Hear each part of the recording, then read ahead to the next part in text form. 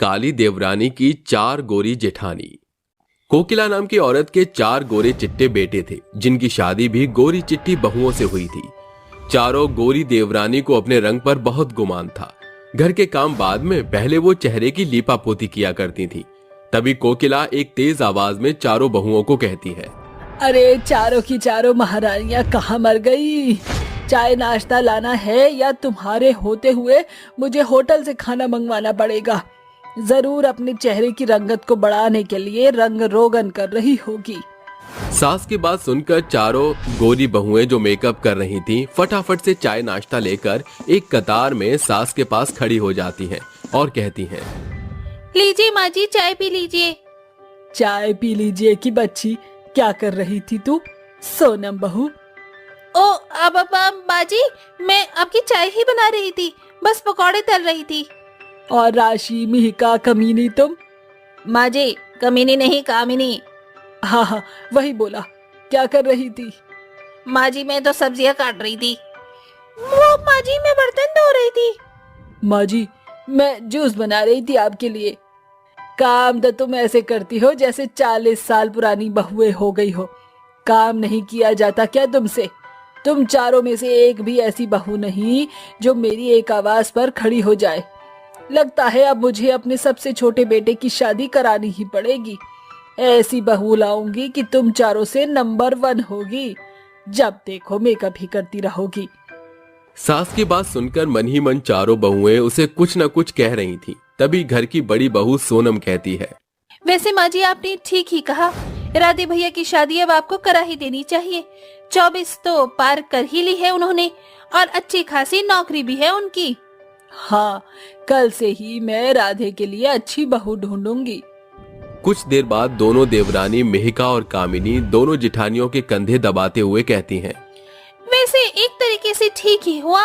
माँ जी ने देवरानी लाने की बात तो कही है, देखना उस पर तो हम और हक जमाएंगे।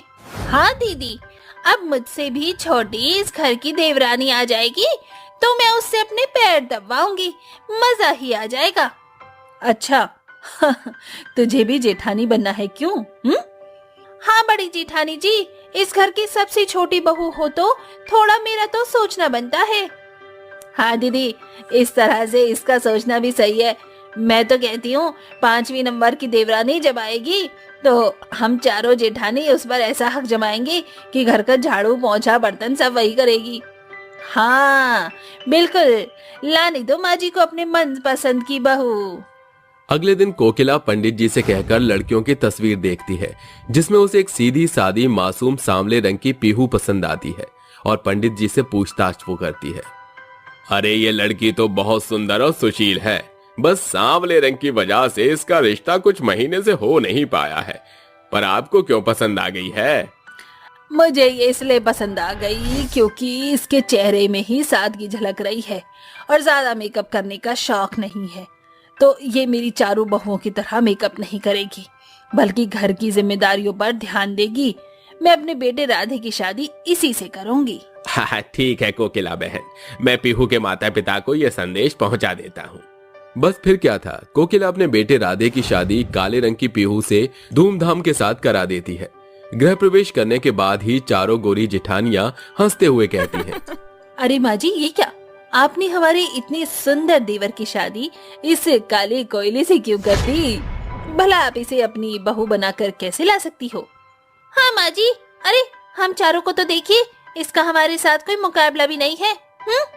माँ जी, मुझे तो ये हमारे घर की बहू किसी भी एंगल से नहीं लग रही है। अरे बाप रे बाप, इस काली कमली से मैं अपने कंधे कैसे दबाऊंगी? कहीं इसके छूते ही मैं काली पड़ गई तो? बस बहुत हुआ, बहुत बोल लिया तुम चारों ने मेरी बहू के बारे में। बहुत सोच समझ कर मैं इसे अपनी बहू के रूप में लेकर आई हूँ। इसका अपमान जो किया है, अभी इससे माफी मांगो। कोई बात नहीं माँ जी, जेठानी जी मुझसे बड़ी हैं, अभी मेरे साथ सामंजस्य बिठाने में उन्हें वक्त लगेगा, वक्त के साथ मुझे जान जाएंगी। तुम तो बहुत अच्छे दिल की हो, देखना एक दिन भाभियां तुम्हें अपना लेंगी। बिल्कुल नहीं, हम इस काली कोयली से माफी बिल्कुल नहीं मांगेंगी। चारों गोरी जेठानियां एक कतार में मुंह फुलाकर कमरे में चली जाती हैं। तभी राधे और कोकिला पीहू को दिलासा देती है। पहली रसोई में पीहू सबका दिल जीत लेती है। 3 दिन के भीतर वो ससुराल की सारी जिम्मेदारी संभाल लेती है। पीहू सबका पसंदीदा खाना बनाकर तैयार कर देती है। तभी उसकी चारों गोरी जेठानियां चुपके से रसोई में आकर उसके खाने में नमक मिर्च मिला देती हैं और कहती हैं, बहुत शौक है ना माँ जी को नई काली देवरानी के गुण गाने का। आज ऐसा सुनाएंगी कि हमारे दिल को तसल्ली मिल जाएगी।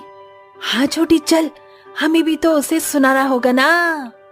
तभी डाइनिंग टेबल पर बैठकर जब सब खाना खा रहे थे तो सास खांसते हुए कहती है, आय हाय तौबा तौबा सारा मूड खराब कर दिया। इतना बेकार खाना कैसे बना लिया पीहू बहू तूने। खाने में इतनी नमक मिर्च कौन डालता है। देखा माँ जी, आपकी काली कमली बहू को खाना बनाना भी नहीं आता। नहीं नहीं माँ जी, ऐसा नहीं है। मैंने तो ठीक से खाना बनाया था, स्वाद अनुसार। पता नहीं तीखा कैसे हो गया। हाँ हाँ, किसी ने जादू मंत्र से तुम्हारे खाने को खराब कर दिया, यही कहना चाहती हो ना? नहीं नहीं जेठानी जी। माँ जी पता नहीं आप भी काली बहू में क्या देख कर लाई। इससे तो बढ़िया हम ही हैं, आपकी गोरी बहुएं। पीहू खड़े खड़े रोने लगती है। तभी राधे उसे समझाता है, जिसके बाद वो चुप हो जाती है। तभी पड़ोसी निर्मला आकर बहू की मुंह दिखाई की बात करती है। अरे ओ कोकिला, लगता है काली बहू के आने की वजह से इस बार तू मुंह दिखाई नहीं करेगी। मुंह दिखाने लायक भी है ये। अरे मुंह दिखाई तो मेरी हुई थी, जिसमें मुझे सोने हीरे के जेवर और कीमती तोहफे मिले थे। बहू भाषण बंद कर ले अपना। और निर्मला, तू मुंह दिखाई की टेंशन मत ले। कुछ ही दिनों में मुंह दिखाई करूंगी बहू की, तो बुलाऊंगी तुझे। ये बात सुनकर निर्मला उल्टे पांव चली जाती है। वहीं चेहरे पर मुस्कान लिए पीहू अपनी जेठानियों का ताना सुनकर उनका सारा काम करती है। तो कभी जेठानियां पड़ोसियों के सामने अपनी काली देवरानी के दबे रंग का उपहास उड़ाकर खुश होती हैं। जेठानियां सारे टाइम मेकअप करके सेल्फी लेती हैं और बेचारी पीहू को तंग करने का सिलसिला यूं ही जारी रहता है। इस बात से परेशान होकर पीहू अपने चेहरे पर 100 तरह की जड़ी बूटियां, महंगे क्रीम लगाने लगती है, जिससे उसके मुंह पर दाने आ जाते हैं। चेहरा पहले से बदतर हो जाता है। खुद को शीशे में ऐसे देखकर पीहू बहुत रोती है। तभी चिंतित कोकिला कहती है, हे भगवान, बहू ये क्या कर लिया तूने अपने चेहरे पर। रोते रोते पीहू सास को जेठानियों की सारी करतूतों का हाल सुना देती है। ये सुनकर कोकिला उसे चारों बहुओं के सामने ले जाती है। उसकी बिगड़ी सूरत देखकर वो फिर हंसती है। तभी कोकिला गुस्से से कांच का गिलास फोड़ती है। चारों जेठानियां सहम जाती हैं। शर्म करो, तुम चारों जेठानियों के कारण ही उसने अपने चेहरे को क्या कर लिया। इतना भी किसी को नहीं चढ़ाना चाहिए कि वो ये सब करने पर मजबूर हो जाए। तुमसे लाख गुना अच्छी छोटी बहू है। घर की सारी जिम्मेदारी निभाती है, सारा काम अच्छे से करती है, पर तुम सिर्फ मेकअप करती हो। पीहू बहू ने तुम्हारा आखिर क्या बिगाड़ा है? लेकिन नहीं, तुम्हें सिर्फ उसके काला रंग ही दिखता है। उसका अच्छा दिल तुम नहीं देख पाई। सास की बातें सुनकर चारों गोरी बहुओं को अपनी गलती का पछतावा होता है और माफी मांगकर पीहू को वो गले लगा लेती हैं। पीहू, अब से हम तुम्हारा मजाक कभी नहीं उड़ाएंगे। तुम्हारी कदर हमें तो हो ही चुकी है। तुम काला कोयला नहीं, बल्कि इस घर का चमकता हुआ हीरा हो। हाँ पीहू, तुम फिक्र मत करो। मुझे ऐसे नुस्खे पता है जिससे तुम्हारा चेहरा बिल्कुल ठीक हो जाएगा। तुमने हमें माफ तो कर दिया ना? हाँ जेठानी जी, मैंने गले लगाते ही आप चारों को माफ कर दिया। इसके बाद पांचों बहुएं एक होकर खुशी खुशी रहने लगती हैं। जिसके बाद कोकिला पीहू की मुंह दिखाई कराती है और सब उसे बढ़िया तोहफे से नवाजते हैं।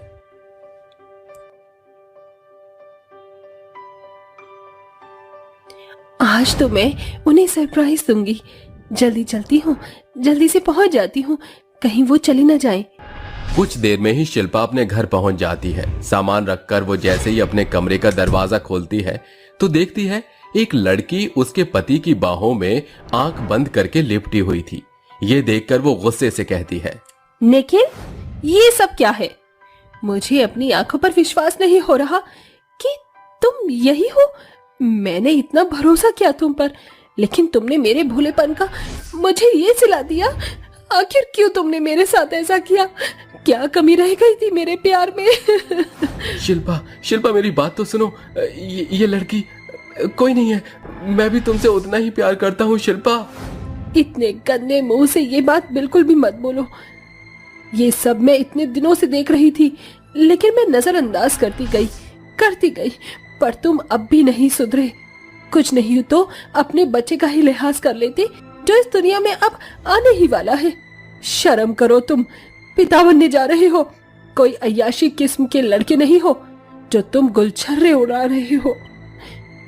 तुम्हारी हिम्मत कैसे हुई मेरी डार्लिंग को ऐसा कहने की? अब वो तुम्हारे साथ नहीं रहेगा, है ना जानू? वो लड़की निखिल के गालों को पकड़कर पूछती है, तभी निखिल उसे धक्का देकर कहता है, बस बंद करो ये सब, क्या लगा रखा है तुमने? और मैं तुम्हारा कोई जानू वानू नहीं हूँ। मैं तुमसे प्यार नहीं करता, मैं बहक गया था। मुझे माफ कर दो, मुझे एक चांस दे दो। नहीं, मैंने तुम्हें बहुत मौके दिए, पर अब मैं तुम्हारी एक भी नहीं सुनूंगी। चली जाऊंगी मैं इस घर से, और अपने बच्चे को लेकर भी तुमसे कोई वास्ता नहीं रखूंगी।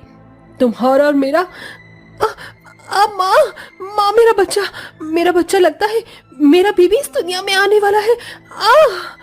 शिल्पा दर्द में गिर जाती है, तभी निखिल उसे उठाकर कहता है, अरे तुम चिंता मत करो, मैं तुम्हें हॉस्पिटल लेकर चलता हूँ। तुम्हारी हिम्मत कैसे हुई मुझे छूने की? मुझे तुम्हारी जरूरत नहीं है, तुम मेरे बच्चे के अब कुछ नहीं लगते। शिल्पा, पागलों वाली बात मत करो, हमारा बच्चा इस दुनिया में आने वाला है, उसे मेरी जरूरत है। ये कहकर निखिल उसे जल्दी से कार में बैठाता है और हॉस्पिटल ले जाता है। आखिर आगे क्या होगा? क्या शिल्पा निखिल को वापस अपनी जिंदगी में लाएगी? और आखिर निखिल का उस लड़की से अफेयर कब से चल रहा था?